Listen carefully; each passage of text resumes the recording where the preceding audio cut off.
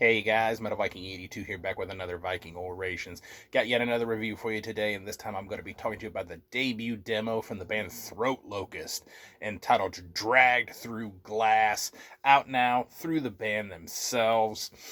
And if you're not familiar with Throat Locust, they are a death metal band from Corpus Christi, Texas. Been around since just last year in 2022, so relatively young band, featuring Eric Calvert on lead guitars, Alex Gregory handling the rhythm guitars, Adrian Cavazos, hopefully I pronounced your last name right, if not I apologize, handling the bass, Eli Galvin on the drums, and Gil Perez handling the vocals. As I said, this is the band's debut demo. It is 3 tracks, just a little over 12 and a half minutes in length. And this band was a relatively unknown to me until I saw them mentioned on Facebook. And of course, I promptly checked them out, seeing if they were from Texas. Went to their Bandcamp page because, of course, I love Texas metal. They've got a great scene down there. And after a few listens, I just had to buy the digital copy of this album, or demo, I should say.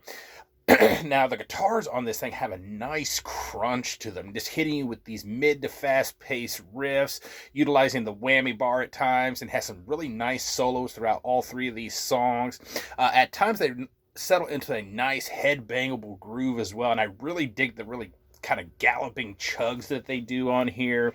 Opening track, Death Lurker, at about 3:27, this riff that comes in at this point has this real slight mortician vibe to it. It kind of reminded me of, I think the song Blood Craving is the one I'm thinking of. But yeah, as soon as I heard that riff, I was like, man, that has such a mortician vibe to it.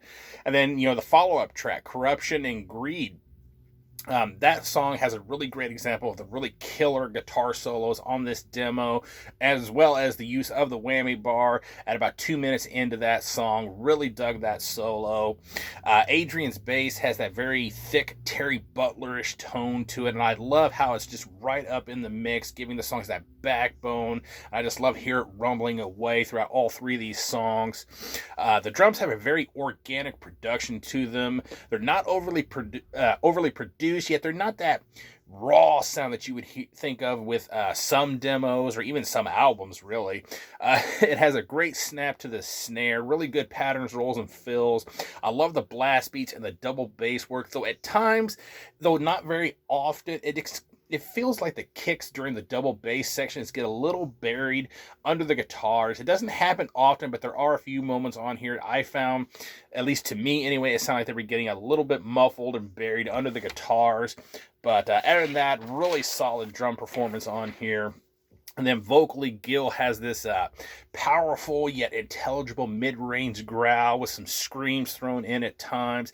To me, he has that kind of Kyle Simons, formerly of Malevolent Creation. He's currently in Kill Division kind of style to it, or maybe even you could even say maybe a deeper sounding Glenn Benton from Deicide, that kind of a vocal style and delivery. At least that's the impression I got while listening to this.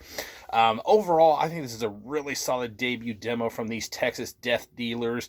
The whole thing is not only well written and executed, but I love that bolt thrower style heft to these songs.